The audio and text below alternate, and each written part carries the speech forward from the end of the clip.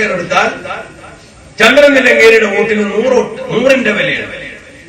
ആ സമയത്ത് ഇന്ത്യയിലെ ജനാധിപത്യം എന്താണ്? ഒരു വോട്ടിലെ ഒരു വ്യക്തിക്ക് ചന്ദ്രൻ തില്ലങ്കേരിക്കും രാകേഷിനും സണ്ണി ജോസഫിനും എല്ലാവർക്കും ഒരേ വോട്ടാണ്. പ്രധാനമന്ത്രിക്കും രാഹുൽ ഗാന്ധിക്കും സോണിയാഗാന്ധിക്കും എല്ലാവരുടെയും വോട്ടിന് ഒരേ വിലയാണ്. അത് ഇന്ത്യയുടെ നിയമമാണ്. മറ്റു പല രാജ്യങ്ങളിൽ സ്ത്രീകൾക്ക് വോട്ടവകാശമില്ലാത്തവരുണ്ട്. പ്രധാനമന്ത്രിയായിരുന്നപ്പോഴാണ് 18 വയസ്സുള്ള കുട്ടികൾക്ക് വോട്ടവകാശം നൽകിയത്. ആ വോട്ടവകാശം വളരെ പ്രധാനപ്പെട്ടതാണ്. ഒരാൾക്ക് ഒരു വോട്ട്. കമ്പനികളിൽ വോട്ടിന്റെ രീതി എങ്ങനെയാണെന്നറിയാം. ഒരു വലിയ കമ്പനി, പ്രൈവറ്റ് കമ്പനിയിലെ വോട്ട് എങ്ങനെയാണെന്ന് വെച്ചാൽ 1 ഷെയർ 1 വോട്ട്. ഒരു ഷെയർ എടുക്കുന്ന 1000 രൂപയുടെ ഷെയറാണ് ഒരു കമ്പനിയിൽ എടുക്കുന്നതെങ്കിൽ ആ കമ്പനിയുടെ വലി പ്രകാരം ആ കമ്പനിയുടെ നിബന്ധന അനുസരിച്ച് 1 ഷെയർ 1 വോട്ട്. ഇന്ന് കേരളം അതിൽ 1ാം സ്ഥാനത്തേക്ക് വന്നിരിക്കുകയാണ്. ഈ കടത്തുന്ന കേസുകളൊന്നും ശരിയായിട്ട് അന്വേഷിക്കുന്നില്ല. പ്രതികളെ പിടികൂടുന്നില്ല. പ്രതികൾക്ക് ഭരണകക്ഷിയുടെ തന്നെ ഒത്താശ കിട്ടുകയാണ്.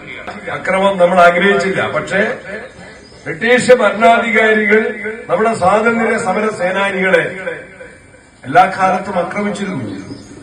അടിച്ചൊതുക്കാൻ, വെടിവെച്ചില്ലായ്മ ചെയ്യാൻ പരിശ്രമിച്ചിരുന്നു. ഈ മയക്കുമരുന്നിന്റെ മായാവലയത്തിൽ നിന്ന് നമ്മുടെ കുട്ടികളെ മോചിപ്പിക്കാൻ ഉള്ള ഒരു ആഹ്വാനം ഒക്കെ എത്രയോ സമ്പന്നമായ സാഹചര്യങ്ങൾ അവർക്കുണ്ടായിരുന്നു. സുഖകരമായ ജീവിതം അവർക്കുണ്ടായിരുന്നു.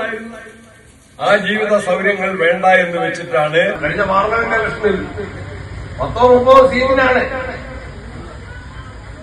ഇപ്പം പ്രധാനമന്ത്രിയായിട്ട് നിൽക്കുന്നതെങ്കിൽ, നരേന്ദ്രമോദി നിൽക്കുന്നതെങ്കിൽ 30-ലധികം സീറ്റിൽ അവർ ജയിച്ചത് ഈ കൃത്രിമം കാട്ടിയിട്ടാണ്. കള്ളവോട്ട് ചേർത്തിട്ടാണ്, ഇരട്ട വോട്ട് ചേർത്തിട്ടാണ്.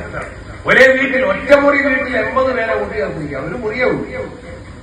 ഒരാൾക്ക് മാത്രം താമസിക്കാനുള്ള ഒറ്റ മുറിയിൽ 80 ആളുകളുടെ വോട്ട് ചേർത്തിരിക്കുകയാണ്. ഒരേ പേര് തന്നെ പലവട്ടം ചേർത്തിരിക്കുകയാണുള്ള ഒരാശുപത്രിയാക്കി മാറ്റുകയാണ്.